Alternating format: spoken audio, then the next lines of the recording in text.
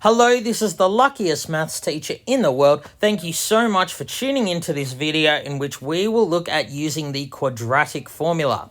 This allows us a non-factorization method of solving quadratic equations. We will solve quadratic equations like this without factorizing. So, any quadratic equation can be written in the form ax squared plus bx plus c equals 0. If this is the equation we want to solve, note that one side must equal 0. This here gives the solutions for x. So, the solutions for x are entirely dependent on a, b, and c, which are the coefficients in the equation. Now, this bit under the square root, b squared minus 4ac, is referred to as the discriminant. We denote it with a triangle, Greek capital letter delta. When using the quadratic formula, I recommend that you first calculate the discriminant because it will tell you how many solutions there are and indeed if there are any solutions at all. If this discriminant is negative, there is no solution because you can't square root a negative. If the discriminant's equal to 0, there's one solution because the square root of 0 is always 0. But if the discriminant is greater than 0, there are two solutions. If you have two solutions, one of them is negative b plus square root of discriminant over 2a, and the other solution is negative b minus square root of discriminant over 2a. So let's look at these two examples, starting with this one here. So to use the quadratic formula, I'm going to first calculate the discriminant. So the discriminant is equal to b squared, so b is the coefficient of x, minus 4 by a, so this is monic, a is 1 and c is 14. Now if you put that in your calculator, you get minus 7. Since we got a negative value for the discriminant, this quadratic equation has no solutions and we can stop there. Let's turn our attention to this one here. So we'll again calculate the discriminant first. So the discriminant is b squared, so negative 8 squared is 64 minus 4 times a times c, which is equal to 76.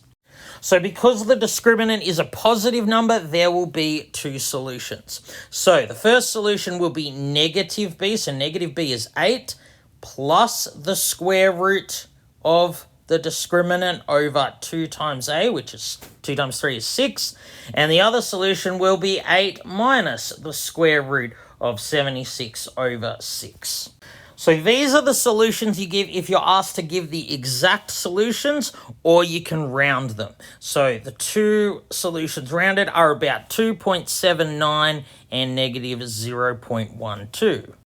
And then we're done. All right, let's now look a bit more at the role of the discriminant. So let's look at this question here. We will determine the possible values of k in this equation such that it has at least one solution.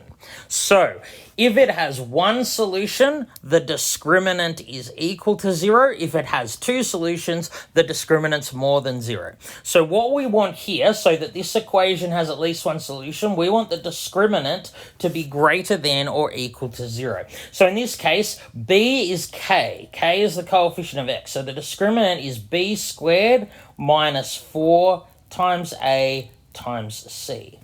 So if I want that to be greater than or equal to 0, I have k squared minus 144 has to be greater than or equal to 0. So adding 144 to both sides, I have k squared is greater than or equal to 144. So you can probably figure out that that will work if k is greater than or equal to 12. But it also works if k is less than or equal to negative 12. Any value 12 or more or negative 12 or less will satisfy this inequality. All right, let's try this one here. Give a possible value of k such the equation below has two rational solutions. So what you need to know to do this question, both solutions will be rational if the discriminant is a perfect square. Why is that? Remember, the discriminant is the thing being square rooted in the quadratic formula. So when you square root a number, it's rational if you square root a perfect square, but it's irrational if you square root a number that's not a perfect square. So for example, if you square root 2, that number is irrational because 2 is not a perfect square. But if you square root something like 64, that's rational because 64 is a perfect square. So in this case, the discriminant is b is again k, so b squared minus 4 times A times C. Of course, we get K squared minus 32. What I want is this discriminant, K squared minus 32, to be a perfect square. So we want a perfect square minus 32 to give another perfect square. So let's look at perfect squares that differ by 32. For example, 4 and 36 differ by 32, or you could use 49 and 81. So how does that help us with the solution? Well, if I use 4 and 36, I can make K equal to 6. Or K equals negative 6. Both of those will work. So if K is positive or negative 6, the discriminant will be 36 minus 32, which is 4. The discriminant will be a perfect square. I could use these numbers as well, for example. So if I want K squared to be 81, K would be plus or minus 9.